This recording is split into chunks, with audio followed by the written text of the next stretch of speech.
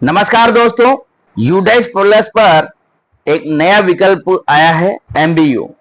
MBU क्या है, MBU किस प्रकार से आप यूडाइस पर जाकर के करें, इसकी संपूर्ण प्रक्रिया लेकर के मैं अनिल स्वागत करता हूं आपके अपने यूट्यूब चैनल शिक्षक ज्ञान बाय अनिल पर। दोस्तों, एमबीयू क्या है, एमबीयू किस प्रकार से करें, सारी प्रक्रिया में डिटेल में आपको समझाऊं। इसके पहले मेरा आप सबसे निवेदन है, यदि आपने अभी तक हमारे इस चैनल को सब्सक्राइब नहीं किया है तो प्लीज इसे सब्सक्राइब अवश्य करें। सब्सक्राइब करने के बाद में बेल आइकन के बटन को प्रेस करना बिल्कुल ना भूलें, ताकि जब भी कभी इस प्रकार की कोई भी सूचना, जानकारी या जीवन का अनुभव साझा करूं तो इसकी सूचना सबसे पहले आपको प्राप्त हो। तो दोस्तों, अब बिना किसी देरी के करते हैं वीडियो को प्रारंभ।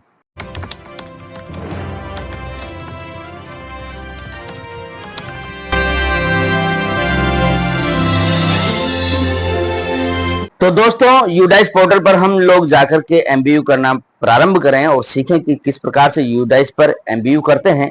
इसके पहले मैं आपको बता देता हूं कि एमबीयू है क्या। यदि एमबीयू की फुल फॉर्म की यदि हम लोग बात करें तो एमबीयू की फुल फॉर्म होती है मैंडेटरी बायोमेट्रिक्स अपडेट। मतलब यदि आप लोगों को जानकारी है दोस्तों, 5-7 साल के जो बालक होते हैं उनका जब हम लोग आधार कार्ड बनवाते हैं, आधार सेंटर पर जाते हैं, तो यदि बालक के जो फिंगरप्रिंट है होते हैं छोटी उम्र के कारण नहीं आते हैं, तो भी बालक का आधार कार्ड बन जाता है और उसी के बेस पर बालक का एडमिशन होता है।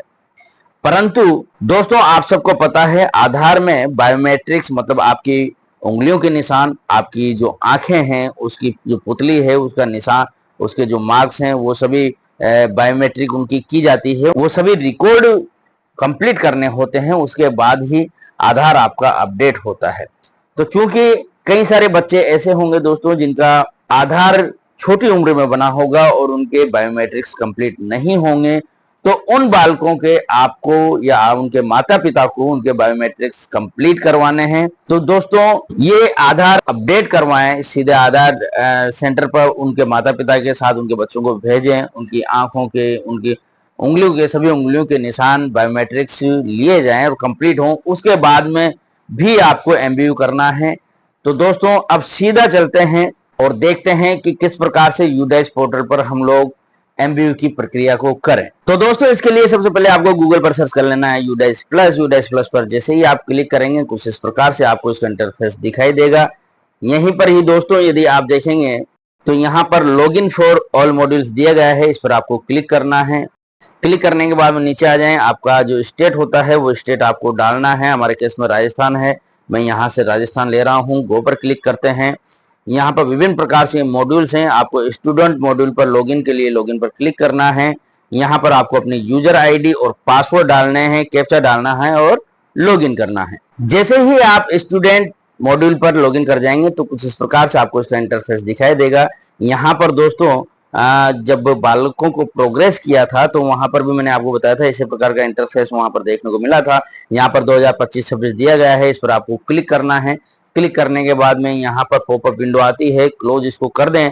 यहाँ पर अब आपको आपके विद्यालय से संबंधित जानकारियां देखने को मिलती है। दोस्तों, मैं यहाँ पर सुरक्षा कारणों से इन्हें हाइड कर रहा हूँ। लेफ्ट साइड में आप देखें बहुत सारे यहाँ पर विकल्प हैं, ऊपर आप इसको करते हैं। तो अब देखें दोस्तों, यहीं पर ही आपको student list of all student देखने को मिलेगा। लिस्ट ऑफ ऑल स्टूडेंट पर क्लिक करना है। यहाँ पर active students, drop box students और इनएक्टिव स्टूडेंट्स आपको देखने को मिलेंगे। यहाँ पर सीधे आपको एक्टिव स्टूडेंट्स पर क्लिक करना है। जैसे ही आप इस पर क्लिक करते हैं तो जितने भी बालक आपके स्टूडेंट एक्टिव हैं उन सबकी जानकारी यहाँ पर आपको देखने को मिलेगी। यहाँ पर बालकों के नाम, अब चूंकि मैं मोबाइल पर दोस्तों आपको ये बता रहा हूँ तो मैं इसको थोड़ा सा आपको बता दूं कि मोबाइल में कुछ इस प्रकार से दिखाई देता है दोस्तों यूडाइस का पोर्टल।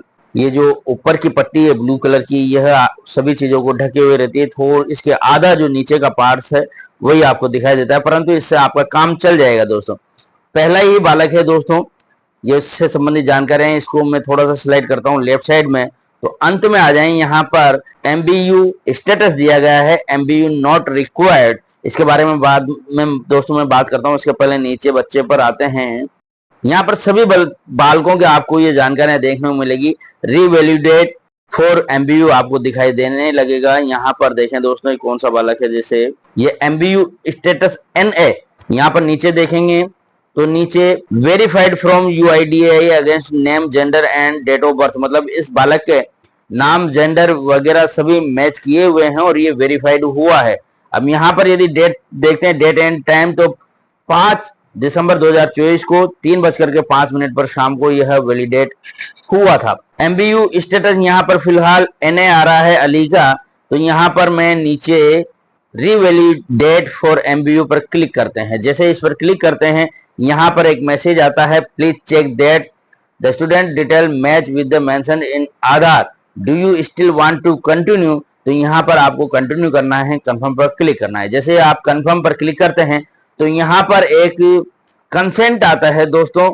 ये कंसेंट ये है, ये जो शाला प्रधान है, संस्था प्रधान है, वो यहाँ पर ये चीज बताएगा कि भाई यहाँ पर आगे बढ़ने से पहले मैंने जो बालक है उसके माता पिता से ये सहमति ले ली है कि मैं बच्चे की डेमोग्राफिक ऑथेंटिफिकेशन करवाना चाहता हूँ। इस प्रकार की ये जानकारी आपको मिलेगी। तो यहाँ पर आपको ये कंसेंट है, ये इस पर एग्री होना है कि भाई आपने अभिभावक से ये सहमति ले ली है कि आप आधार के डेमोग्राफिक ऑथेंटिकेशन कर रहे हैं बालक का। तो इसके लिए यहाँ पर आई एग्री दिया गया है। आई एग्री पर जैसे ही आप क्लिक करेंगे तो देखें थोड़ी ही देर में दोस्तों इसमें चेंज हो जाएगा।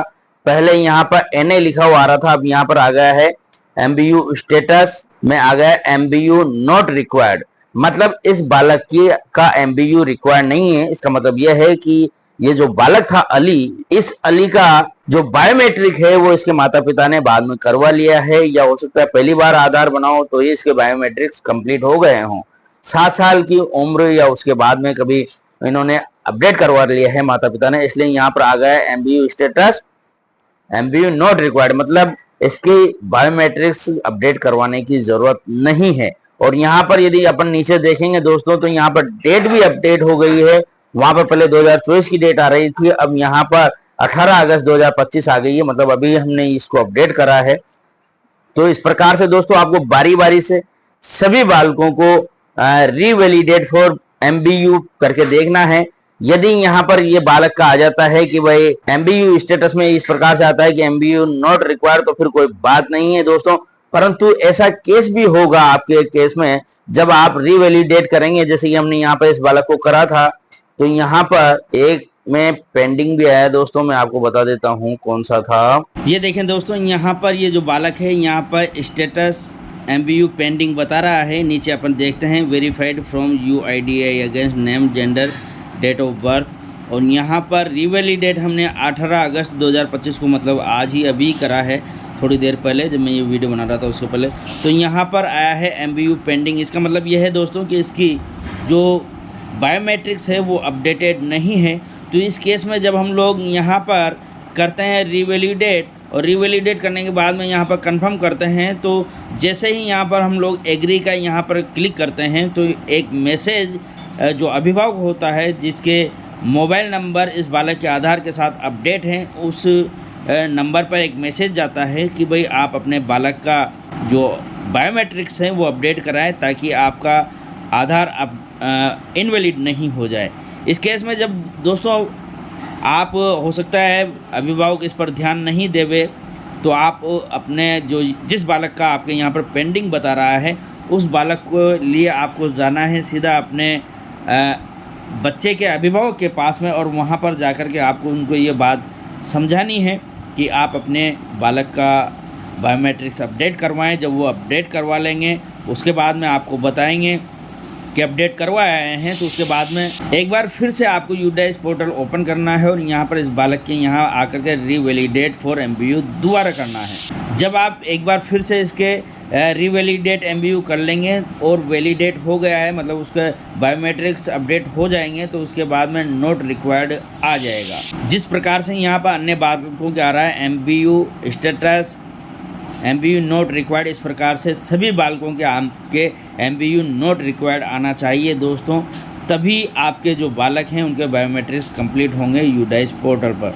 तो दोस्तों आशा है आज के वीडियो से आपने जाना होगा कि एमबीयू क्या है और एमबीयू किस प्रकार से आपको करना है, किस प्रकार से अभिभावकों की आपको मदद लेनी है या स्वयं करना है या आपको स्वयं को डिसाइड करना है दोस्तों, परंतु बालकों के बायोमेट्रिक्स अपडेट करवाना ज़रूरी है। तो दोस्तों आपने पूरा वीडियो देखा, इसके लिए आपका बहुत बहुत धन्यवाद।